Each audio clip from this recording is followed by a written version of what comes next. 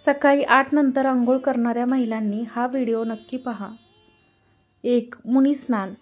ही अंघोळ सकाळी सूर्योदय व्हायच्या आधी 4 ते 5 च्या दरम्यान केली जाते. मुनी स्नान सर्वोत्तम आहे. या काळात स्नान करणाऱ्या जातकांच्या घरात सुखशांती, समृद्धी, विद्या, बल, आरोग्य, चेतना सदैव कायम राहते. 2. देवस्नान. ही स्नान पहाटे 5 ते 6 दरम्यान केला जातो. देवस्नान उत्तम आहे. या दरम्यान स्नान करणाऱ्या जातकांच्या जीवनात यश, कीर्ती, धन, वैभव, सुख, शांती, समाधान नेहमीच कायम राहते. 3. मानव स्नान. ही स्नान सकाळी 6 ते 8 दरम्यान केली जाते. या दरम्यान स्नान करणाऱ्यांना कामात यश, उज्ज्वल भाग्य, चांगल्या कामाची समज तर मिळतेच, तसेच कुटुंबात देखील एकी कायम राहते. 4. राक्षसी स्नान. हे स्नान सकाळी 8 वाजेनंतर केली जाते. कुठल्याही मनुष्याला 8 नंतर अंघोळ नाही केली पाहिजे.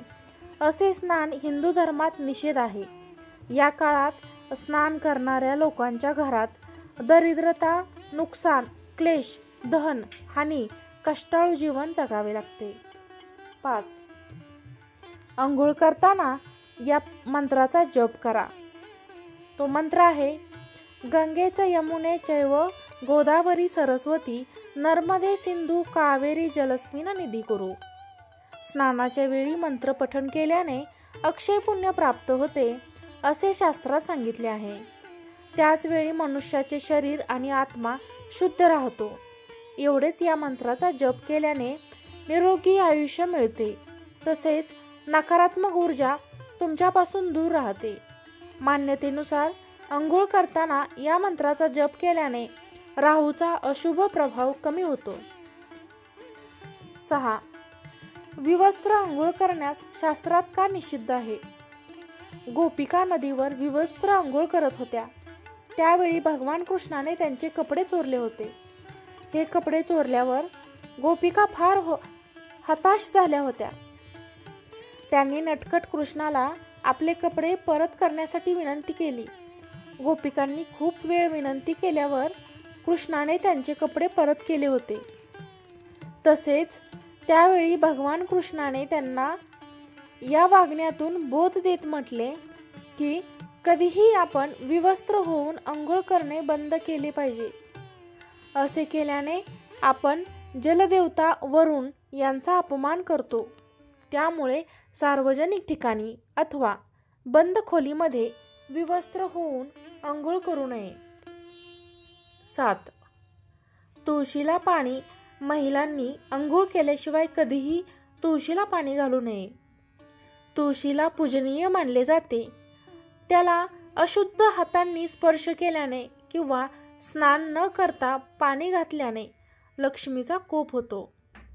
8. स्वयंपाकघरात प्रवेश. महिलांनी अंघोळ केल्याशिवाय स्वयंपाकघरात प्रवेश करू नये. अन्नातून ऊर्जा मिळते. अशुद्धतेने बनवलेल्या नकारात्मक होते. त्यामुळे महिलांनी अंघोळीनंतर नेहमी अन्न तयार करावे.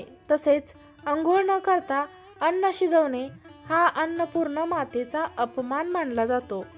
तसेच तिला लक्ष्मीचे रूप मानले जाते. असे केल्याने लक्ष्मीचा कोप होतो आणि घरात दरिद्रता येते. 9. जेवण करू नये. अंघोळ केल्याशिवाय अन्न खाऊ नये. हाच नियम महिलांसाठीही आहे.